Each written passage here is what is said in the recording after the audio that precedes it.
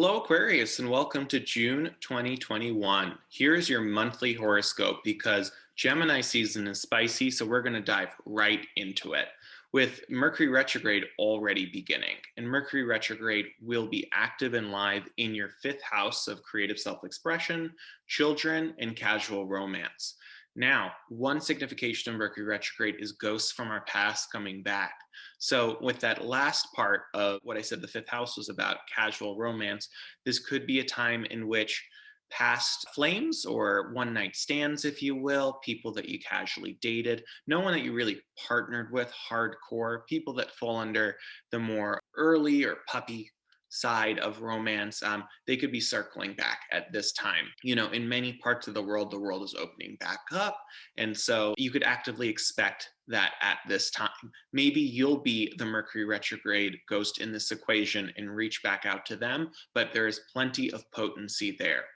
In addition to that, like I said, the fifth house rules creative self expression and children. So you could have people that you knew as children come back and circle back at this time, or it could be those in which you were in some sort of creative endeavor with or that you creatively self express with. Now, outside of ghosts being a part of Mercury retrograde, the overarching theme of Mercury retrograde is to review, revise, and reevaluate patterns of thought and communication. So you might be redoing how you go about creative self expression, or how you go about communicating with your own children or children in your life, or redoing and revising your thoughts around casual romances, all of which definitely fall under this transit. Pay special attention if Mercury retrograde does trine your sun. Mercury will retrograde or is retrograde at this time from 24 to 16 Gemini. So if you have 24 to 16 Aquarius as your sun sign, you will get this very harmonious trine, meaning Mercury retrograde wants to work with you. Now, that's not all for the fifth house. You will have on June 10th the eclipse. It is a solar eclipse conjunct Mercury in at 19 degrees of Gemini in that fifth house of creative self-expression, casual romance, and children. Eclipses are traditionally viewed malefically. I don't view them that way. They are wily, potent, and they catalyze severing, changes, and new beginnings. So there could actively be a parting of ways with one former way now that you were creatively self-expressing, or if you do have some casual romances, there could definitely be a cutting of the cord there in order to usher in new beginnings.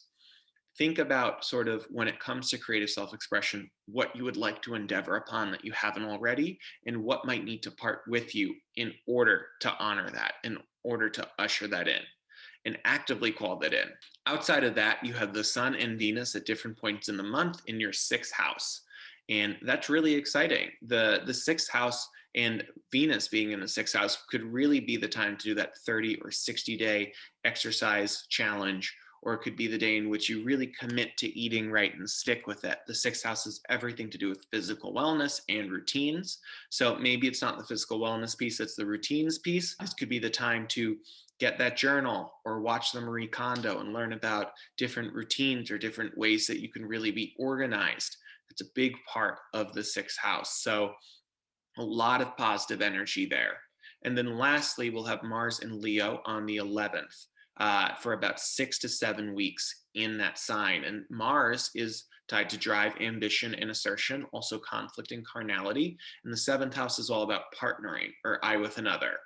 That being said, on the high end of the spectrum, if you are single, this could be the time in which you really get courageous around dating. If you are in a relationship, you get courageous around the conversations you have or taking that relationship to the next level.